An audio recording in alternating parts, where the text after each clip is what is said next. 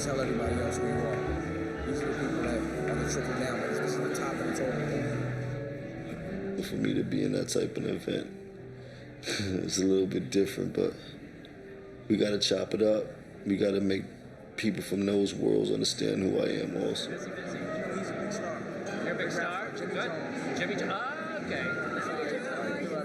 Big rapper. Trust me, Jimmy Jones, very good. I trust you. Great job. Okay, go on. Smashing crack and be vicious.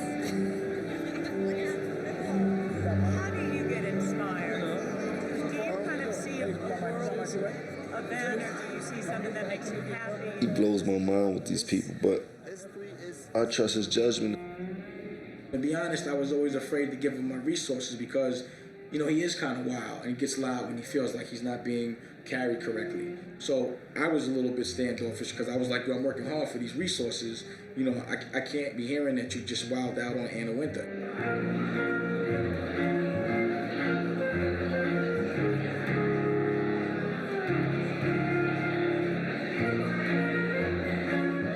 This is crazy. What the fuck am I doing here? My man is grinding from the bottom and he's doing things that people couldn't imagine. He's at a point where it ain't no prejudiceness where he at. It's all about that green dollar, so he gets to do whatever he wants to do, man, and that's what we're striving for. You know the shit you be talking about to be here to go shit and calling out them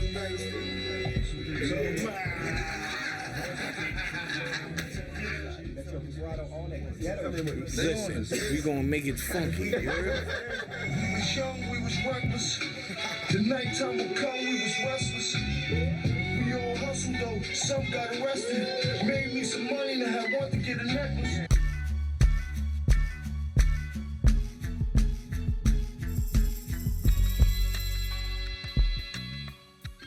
I was born in 1976 in July. I couldn't pronounce Guillermo, so I said Jomo. He was the most beautiful baby. Nice head full of hair, chunky little, cute little thing. There was just something about this young man. He's gonna be somebody great. South Bronx, 1801 Weeks Avenue. That's where you came to get your weight from. The 80s was a motherfucker. The 80s was a motherfucker. Jim was always my ride-or-die. Sneaking out there and, you know, doing my little hustling.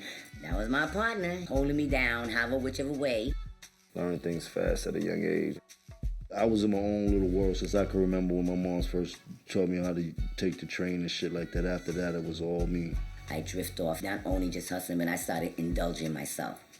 It was like rags to riches, then back to rags. I don't know if people really know what it is to sleep in a crack house. These are some of the places I would have to go to see my mom.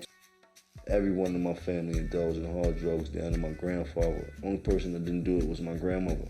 And I love her for that. She was the only one that kept a level head. And, you know, she showed me what church was. She showed me what being a man was. It got to a point where I was an orphan within the family, but all my family loved for me so much that I was able to go and live with them, and they treat me like their own and things like that. So I moved a few places, and 1199 was one of my stops. East Side, 109th, First Ave, 1199, the Nines, we used to call it. 1199 was like heaven to the projects around. It was almost like we had our own little world. It's kind of like the co-op around that area. He came to live with my mom, my dad, myself, brothers and sisters. Jim and I shared a bedroom, sneak out, hang with the dudes. And from the second floor, that's where I met Dame at. Running around playing tag with a curly afro. Pause, but like curly, you know what I mean? We were brought up in the church, and we were brought up in the streets. Family was very church oriented. We went to church, we did the Sunday school thing. We was always in Catholic school. Me and Jim, I will say exactly in 3rd grade summer school.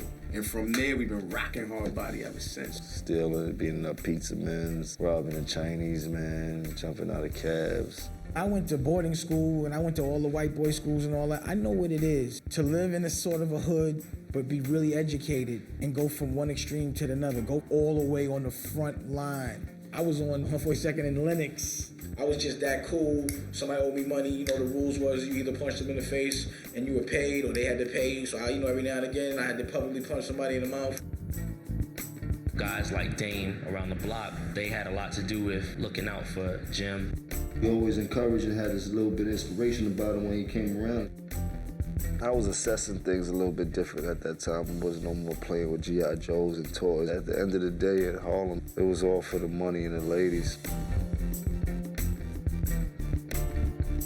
Everything just had to be perfect, man. Your sneakers had to be right, your haircut had to be neat. Hustle, get a name, get a rep.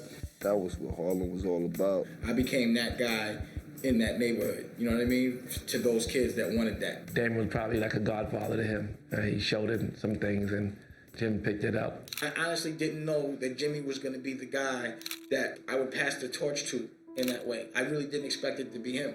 See, I thought Jim Jones would have been Sonny because he was hot-headed, but he was strategically hot-headed. If I'm the Godfather, then yeah, he's probably Michael Corleone. I gotta say that. Wow. I wanna make sure we do this shit perfect. You know what I mean? I wanna just sit and be strategic about it because in every other business, in my travels, in other business, people sit and talk for hours. That's how you get shit done. When somebody get killed, they back in the house talking.